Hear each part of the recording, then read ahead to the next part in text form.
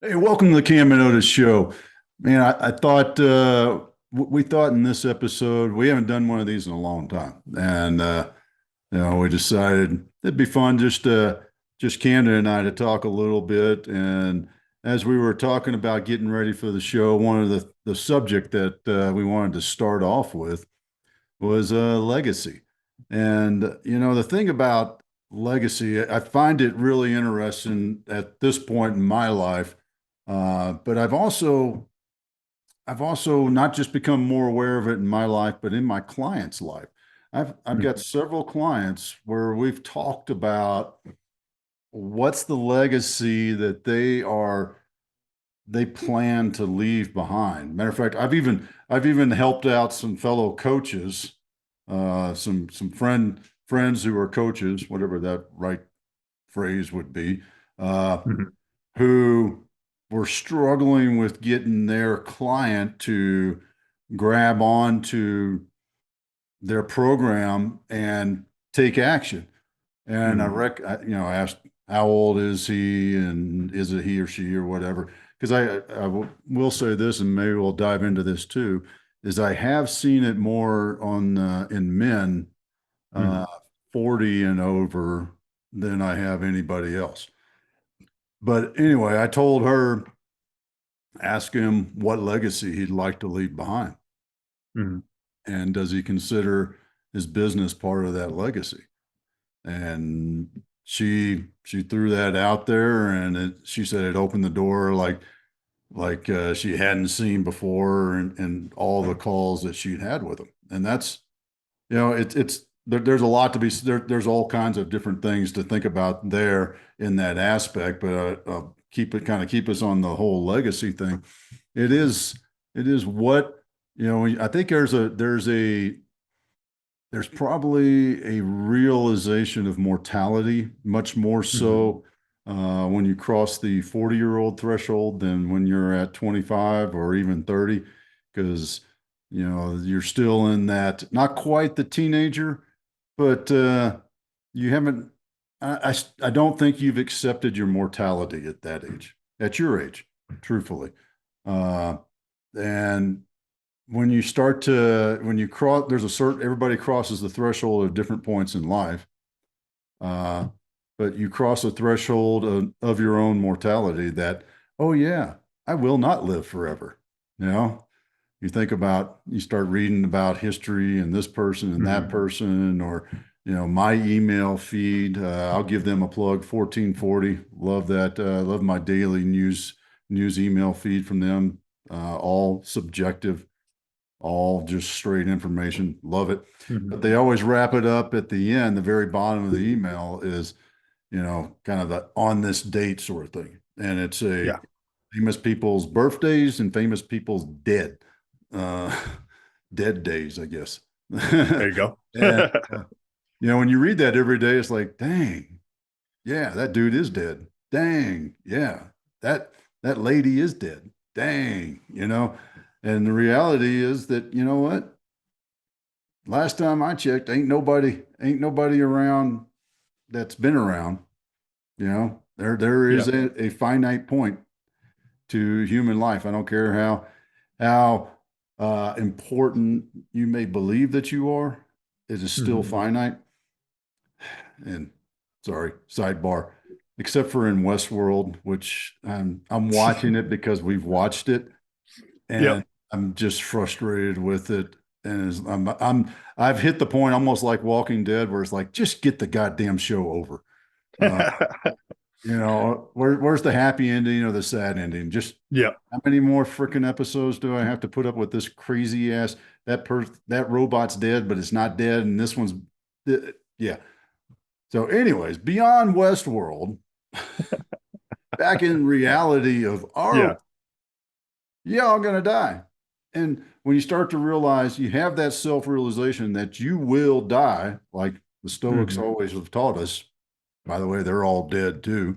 Uh, you will die. Well, what kind of mark do you want to leave? And I think that's where Mhm. legacy comes in, is that realization that, well, I can just be here in the world, and kind of be the old cog in the wheel, Hmm. or I can leave an impact, and that impact, make an impact. Really, rephrase that. I can make an impact, and that impact that we make during the time that we are alive is our legacy.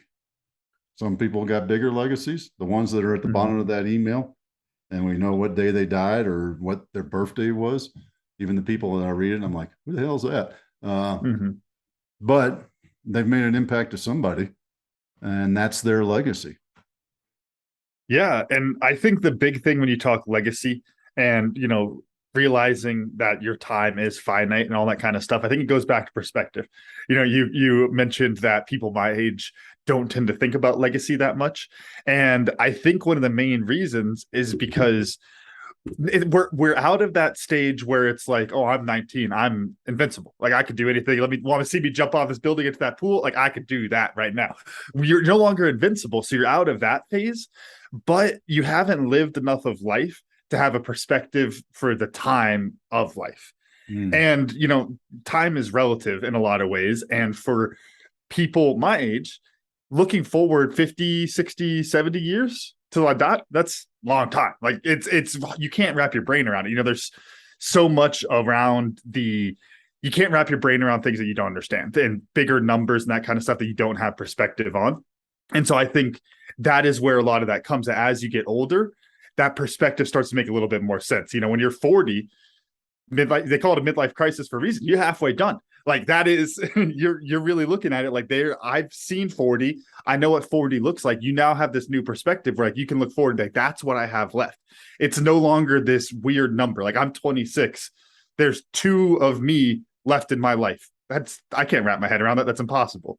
But then I think the interesting thing is you talked about whenever you talk about legacy, there are these people that come to mind, these historical figures that did leave that legacy.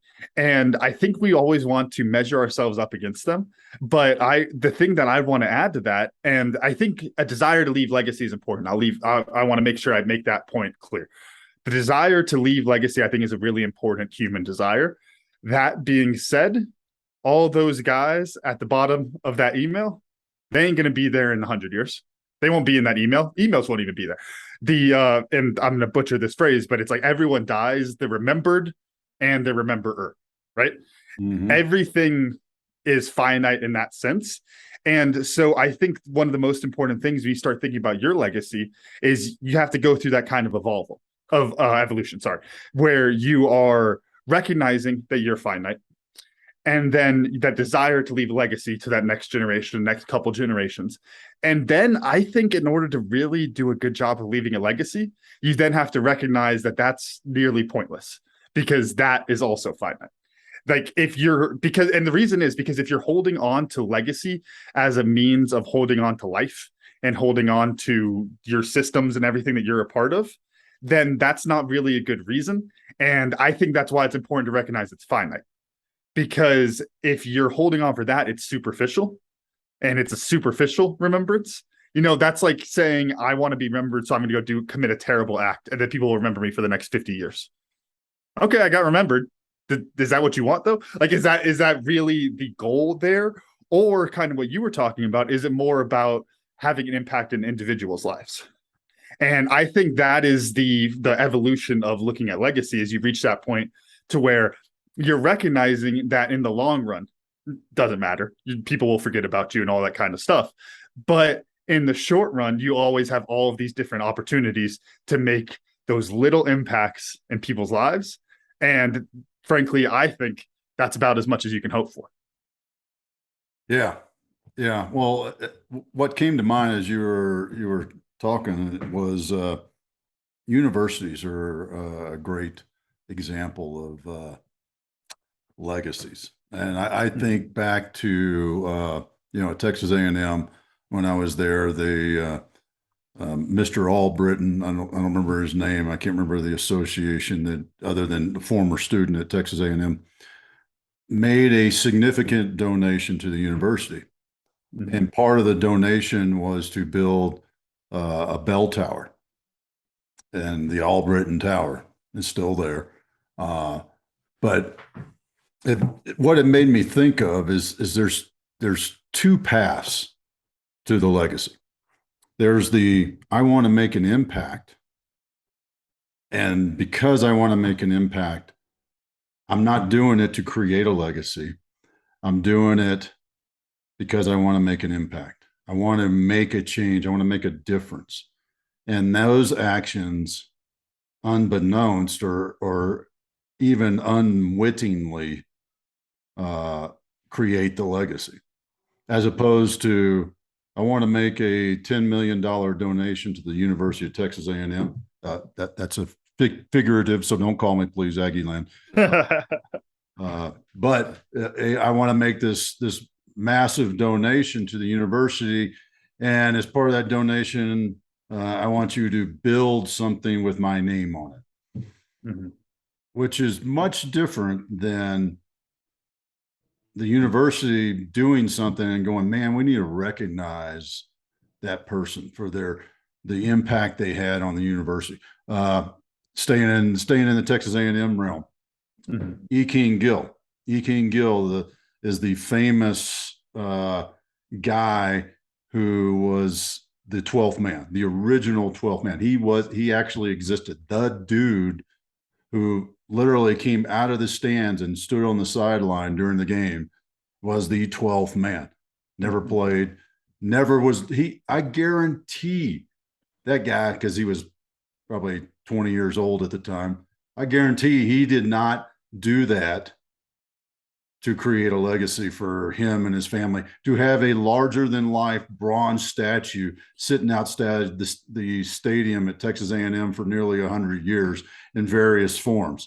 I guarantee that was not why he came out of the stands. Mm-hmm. He came out of the stands because he wanted to help his teammates and make an impact, help his teammates make an impact. That's why he came out of the stand. And what that created was a legacy, a legendary legacy. And there's the difference. Mm-hmm. Truly. There's the Mr. Albritton, God rest his soul too. Mr. Albritton writing an estate check to the university. And I'm sure that funding was used in many ways to help many students and research and all those sort of mm-hmm. things. But I want a tower named after me. I question that, Mr. Albritton, having never met you, unfortunately. And like we talked about earlier, you're dead. So maybe when I'm dead, we can chat about it over a cup of tea or coffee or whatever you drink in heaven. I don't know. But in that sense of, I look at that as a self-absorbed legacy. Yeah. And there's a difference in my book. No, there is. And I think the interesting thing, what this brings to mind for me, and this is a little bit of a subject change, still around legacy, is the human components and mechanisms that we use, because we recognize that. Like, we as humans recognize when somebody's not being genuine, whether it's through a pursuit of legacy rather than trying to make an impact, or whatever the situation is. We have this ability to recognize when people aren't being genuine, and we don't like it. And I think the really interesting thing there is that makes me start thinking, well, what is the human behavior? What is our mechanism? What is our tool that we use to limit that kind of a stuff? And what I think is interesting is it makes me think a lot to, and I have a limited perspective on this because I was raised Methodist, but makes me think of, Christianity when you talk about this. It's about being good. It's not, buying that stairway to heaven, take a Led Zeppelin line. It's, about being a good person, not just buying that path. And I think that we make that distinction culturally, whether it's through religion or through other means, that it's like, we'll let you donate the money, but I think we all know that you wanted your name on that building. And we all know the difference of you wanting your name on that building versus someone else who just was it forced upon them. We had this conversation recently talking about leadership. And I think this was on one of the podcasts. If not, we were just on a phone call, but about how one of the first qualifications to be president of the United States should be that you don't want to be president, because the best leaders don't inherently have this desire to be leaders most of the time, because they recognize how difficult it is. And they recognize all that comes with being a leader. And so I think I think when you're looking for just legacy rather than looking for an impact, I think that winds up being selfish. And I think people can see that you're not being genuine on that.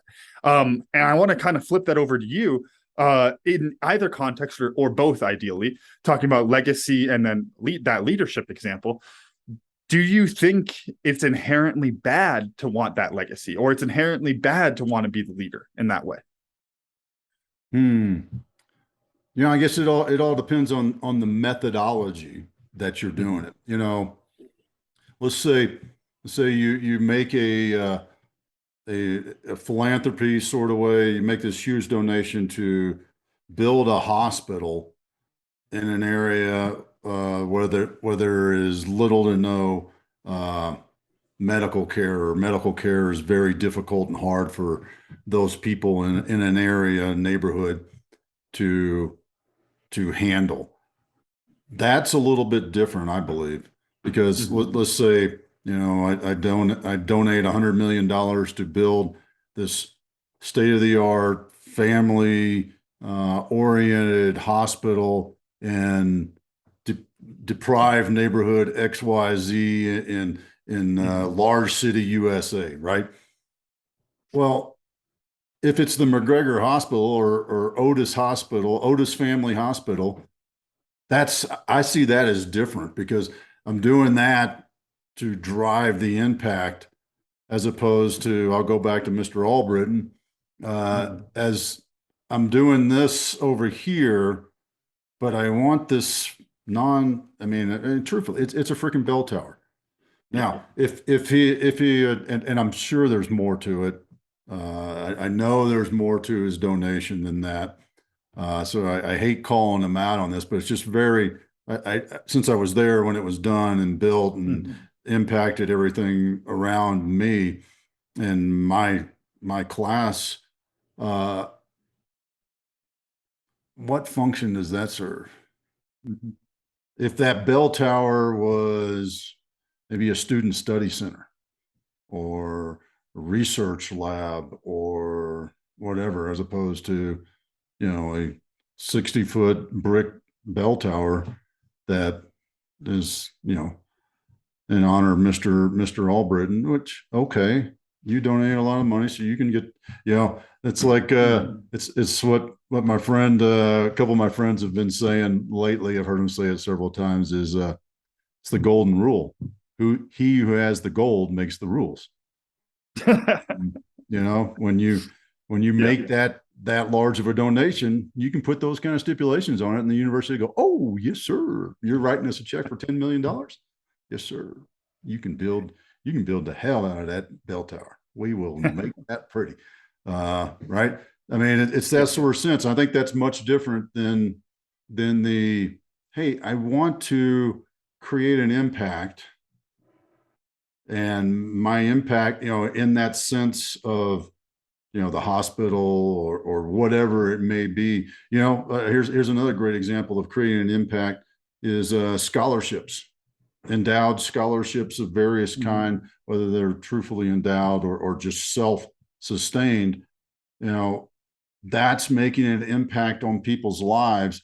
And I see that, my judgment, not that it matters, my judgment on that is, okay, well, it can be the Otis scholarship for left-handed Texans from South Fort Worth. You can do that sort of stuff, and I think the impact balances out the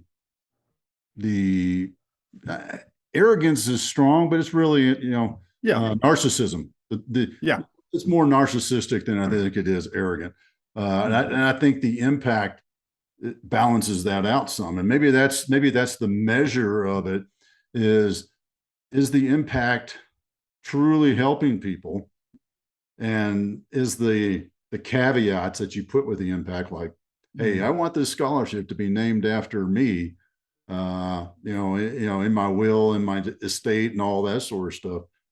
Okay, well, that's a little bit different, I think. Opinion.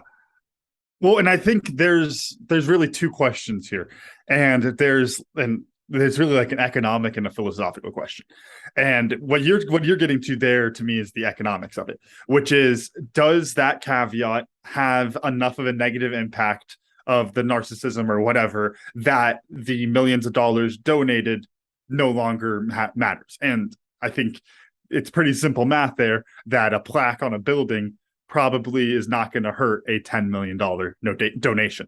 And that's an important thing to keep in mind.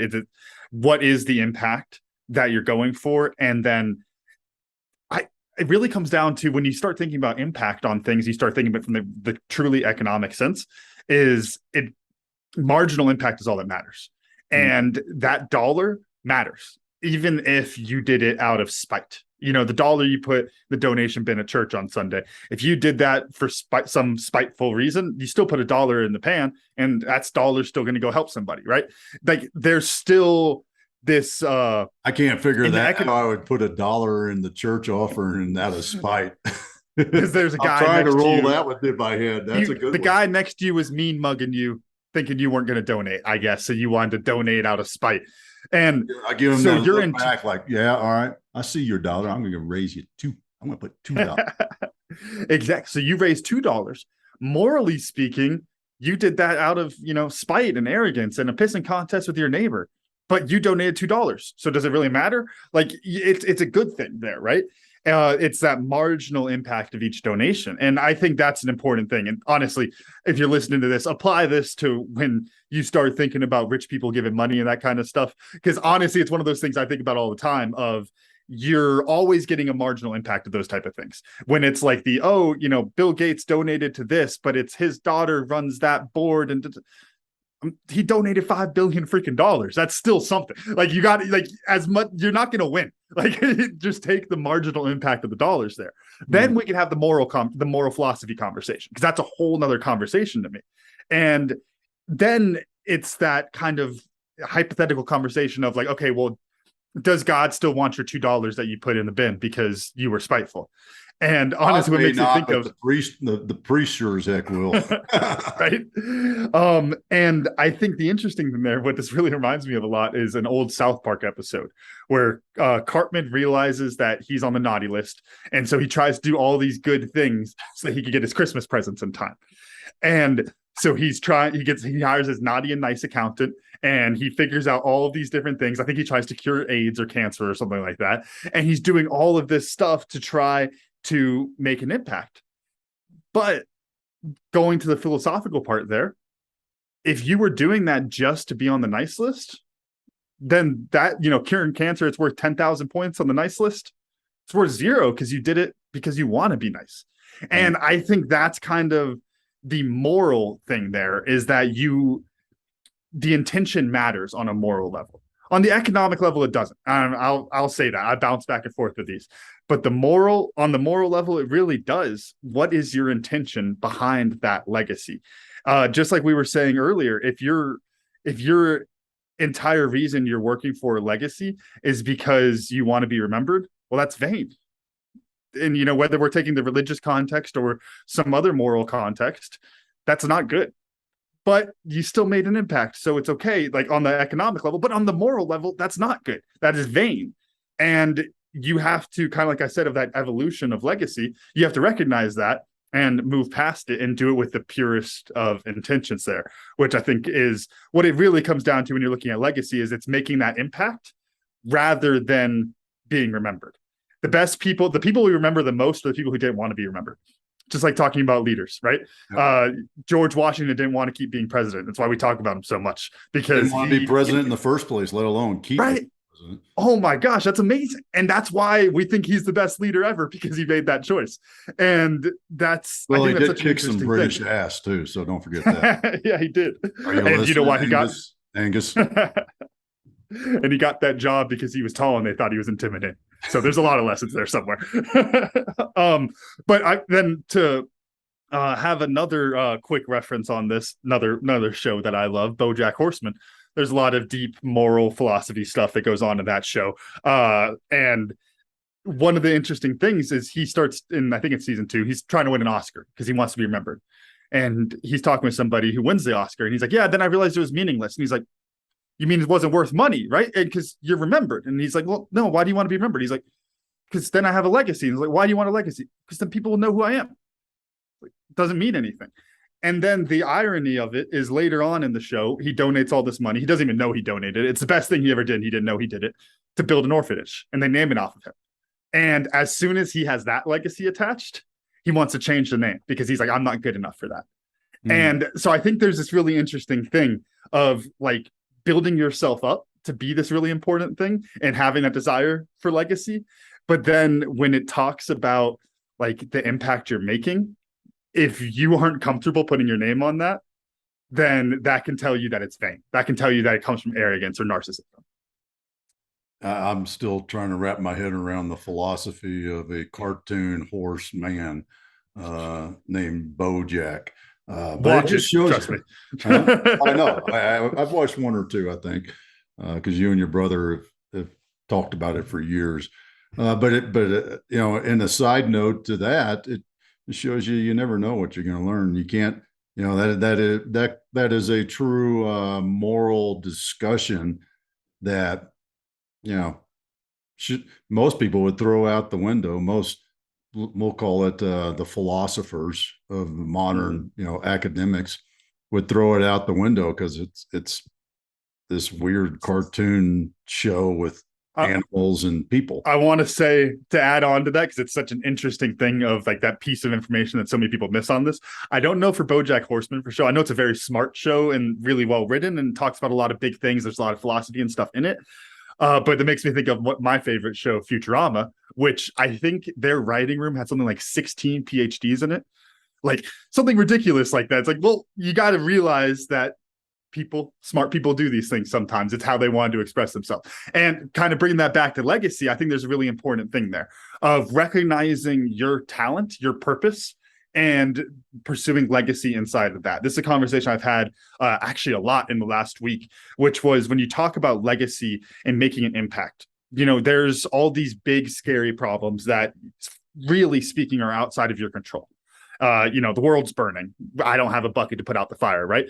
But what I do have is a skill of leadership and communication. So I can go talk to somebody and get them to go put out the fire and that kind of stuff. And just recognizing where your skills are and then pursuing that legacy through them rather than going to somewhere else.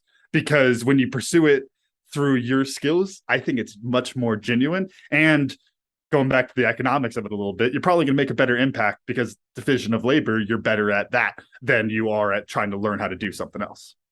Well, I'll bring us back around to the original thought of legacy. And I think you know, you never know as an individual looking at the person taking the action, are they taking that step to create a legacy with genuine desire for a lasting impact to better the world, or in an attempt to be part of the remembered for an extended period of time because, like you said, the remembered die, the rememberers die also, right? So there is plenty of famous people that are no longer famous, that were famous 100 years ago or whatever. But I think it goes back to the moral question. And the moral question also is, and you touched on this, and I was laughing to myself as you were talking about it. There is no morality in economics. It's only numbers, right? I mean, truthfully. So the moral question becomes, you can play your behavioral economics. Now you can talk morality. But in that, the truest sense of it is the intent. What is the intent of the individual? And really, if you really want to truly get into not the high ground, but the higher moral ground, and not in a looking down on the individual, but the higher moral ground of, what right do I have to judge that person's actions? Who am I to judge them? And you know, There's a lot of verses about that in the Bible. There's a lot of verses about that in the Quran, Buddha, you name it. Who am I to Mhm. judge the morality of somebody else? That's that's the question you should be asking before you judge Mr. Albritton, before you judge Mr. Gates, Mr. Jobs, any of those guys that have massive amounts of cash and they're giving back. You know what you should be doing is being damn thankful they're doing something with it that is likely going to help and have an impact at some point, whether they're saving the bees, buying, the point the finger and buying up land so that they control all the farms and they control our food sources and da da da da. Well, you know what? They're businessmen. Yeah. You know, take your black robe and fancy collar off, and if you're from England, take your stupid white wig off, and quit judging people because it ain't Yep. your job to judge people. Be more open. Be thankful and grateful. Boy, we're really spinning this around. Be thankful and grateful.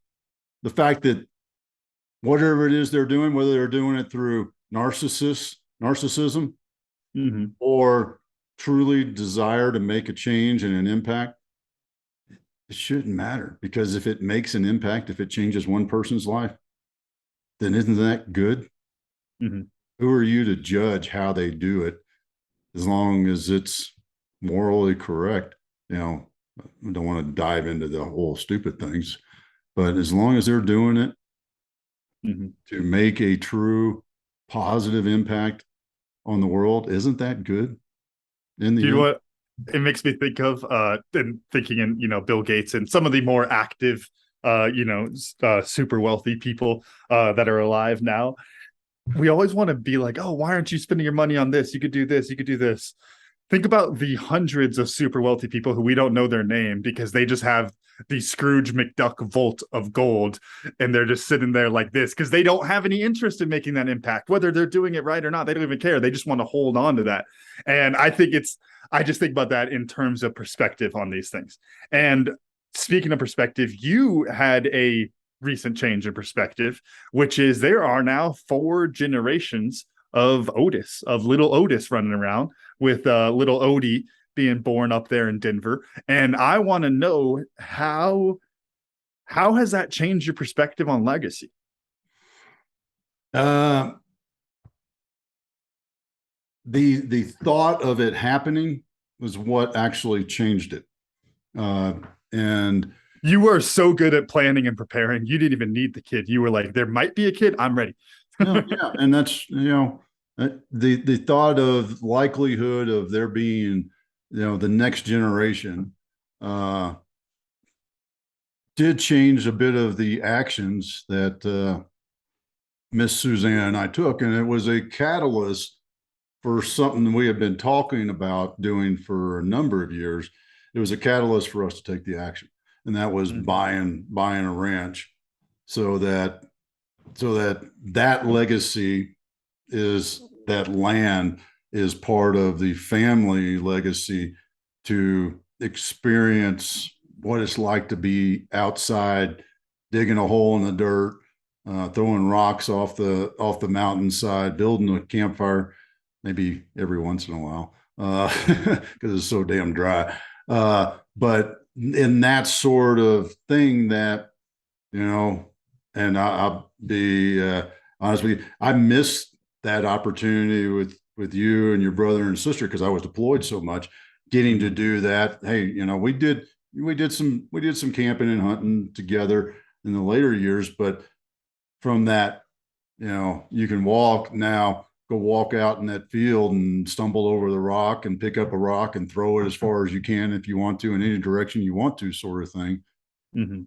That's that kind of experience is where Miss Suzanne and I were thinking in making that decision. And yeah, it was the catalyst of that next generation for it to be there for the next generation and the generation after that, in my vision, Mhm. or and more, you know. Yeah. And do you, when you think about that, is there a need to be tied to to it in the sense of, so we got Odie up in Denver, first grandchild. Odie will one day have grandchildren, and those grandchildren will be at the ranch, God willing. Are you okay that they won't know Otis? They won't know Otis McGregor III. No. But they'll still have the ranch. Yeah, perfectly okay with that, because the legacy I see is not the sign over the archway over the entrance. It's the, hey, this is our family's ranch, and our family has these values, and the values become the legacy that get passed down. I love that. And that actually brings me into what I learned, because as I was looking back at my notes, and I know I'm getting ahead, I usually get to go first. But I was going to let you go first today too. Really? Okay. Well, here we go then. Well, thinking about legacy, and what it really makes me think back to is you talking about like generational, that the values get passed. It makes me think of something I say all the time when I'm coaching rugby, especially with the younger kids, because it's a little bit more about winning and excellence at the college level than it is at the younger kids level. But with the younger kids, I always talk with people. They say, "Oh, thank you for doing this." I'm like, it's not for me. It's for the kid. I always want one kid to get what I got out of rugby, and then that's my impact. That's all I ever wanted. I think of it as a replacement factor. Get one kid that could get what I liked out of it, and then he could go do what I've done with it. And I never really thought about it, but really, though, that's the values, just like you're talking about inside of the family. And the desire is to pass along those values, and that makes an impact in that person's life. And if it makes an impact in that person's life, then they'll pass those values on to the next person. And it doesn't really matter who those values came from originally. No, they didn't come from us. Humans have been on the planet way too damn long to act like either of us are having some novel ideas here, to be honest about it for a second. But I helped put those values in with the person, and then they went down, and it kept going on that. And I think that is a great legacy, even if you're not the one being remembered for it. And I keep wanting to go to, with my wife's culture, thinking of the movie Coco, where, and I'm blanking on the word, the ofrenda that they had the pictures on, and they have to remember them. They have to have the pictures and all that kind of stuff. And it's a beautiful thing. It's an amazing movie if anyone hasn't seen it. It's a beautiful concept. It's a beautiful way of looking at life, all that kind of stuff. But I think the really interesting thing is what you've said, and what has me thinking is that it doesn't matter if they remember the person, as long as they remember the impact. And if they don't remember the impact, but the impact reaches them, then it's kind of the same thing. I don't have to remember who taught me all these things that I know, but it came from somebody. And just like recognizing that, and that those ideas still exist inside of somebody, I think that's a legacy. So yeah. How about you? What did you learn? Well, I'll just add on to that. It's something a philosophy I've had for many years is how do you know that little thing that you didn't make an impact on somebody? Like you've talked about, putting the shopping carts away. I talk about, the smile and the nod in the Walmart aisles. How do I know that little gesture doesn't make an impact on that person or the next person because they pass it forward? That's yep. You can equate that to legacy also, right in that same space as the values. And for me, what I learned was there's really, from my perspective, and I'll just call it like I'm thinking about it, is there's two different kinds of legacy. There's the intentional narcissistic legacy, and there's the I want to make an impact and make a change to the world legacy. Mm-hmm. Those are two very different. There's the build the tower to remember me, and there's the hospital to help people that happens to be named after me.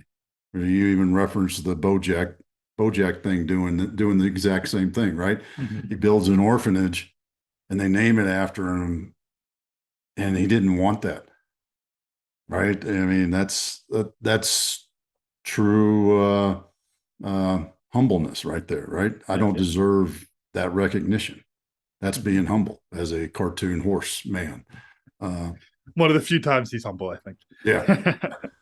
Can I add on something there? Yeah. Sorry, you're talking about like changing the world, and this is something I think we talked about on the podcast because it's something I think about all the time. Is I was somebody who had this desire to change the world and do all these things, but then I also have this realistic component of like, well, come on, like what am I really going to do and that kind of stuff. And I think that if you don't have that sense of humbleness that comes from it, then it's just as narcissistic to try to solve the world's problems, because you're solving the problem for you. You're not solving the problem for them. And I think because you're talking about separating into those two, I'd argue you could try to solve the world's problems and still be a narcissist, because I solve the world's problems, right? It's about you. It's not about the problem. It's the actions you take while doing it or after it. But I would also say, how do you know that's, and I probably misheard you, because you can still change the world. You can still solve the world's problem, because how do you know that the impact on that kid at Engage Rugby, there we go, I almost forgot. Yeah. Engage Rugby, the impact you make on him Saturday morning doesn't implant something that he takes action in 30 years that, I don't know, solves, creates cold fusion. Yeah. Ends heart disease, you name it, whatever it may be. I was going to say cures cancer, but that's so broad. That's, cures No, cancer. I think you're right. Isn't going to happen. Yeah, I think you're totally right. And that's one I'm working through myself, because it's like this desire of making a big impact, but then recognizing that you don't have the ability to make as big of an impact as you think. But then kind of going through, like we talked about the evolution of legacy, is then, well, I can make an impact right here. And that impact is bigger than you'll ever be able to realize. So this is what's popping into my head, is the ripple effect. Mm-hmm. So most of the time, the metaphor is throwing the stone in the pond, and the expanding ripples go out and then dissipate. But truly, the impact we make on individuals doesn't dissipate. It carries through. It actually can accelerate and become larger. And a true impact, those ripples don't dissipate, they carry through. It's more the butterfly effect than it is the ripple effect, because the butterfly effect is one action changes everything in the world, has an effect to change everything in the world. Whereas the ripple effect is I take one action and it dissipates. Mm-hmm. So if you live in scarcity, you live by the ripple effect. My actions dissipate. If you live in abundance, you believe that every action you take has the possibility to impact the world and make a change. So with that mic drop moment, boom, Camden, run us out. All right. Thank y'all for listening to the Cam and Otis show, and a special thanks to our sponsor, Tribe and Purpose. Find your tribe, find your purpose. Get started for free today at findyourpurpose.coach. Make sure to follow the Cam and Otis show on Instagram and Facebook, and please rate, review, and subscribe on Apple Podcasts, Spotify, or wherever you're listening. Videos of our podcast are on our YouTube page, and you can always get a full archive of our episodes at thecamandotisshow.buzzsprout.com.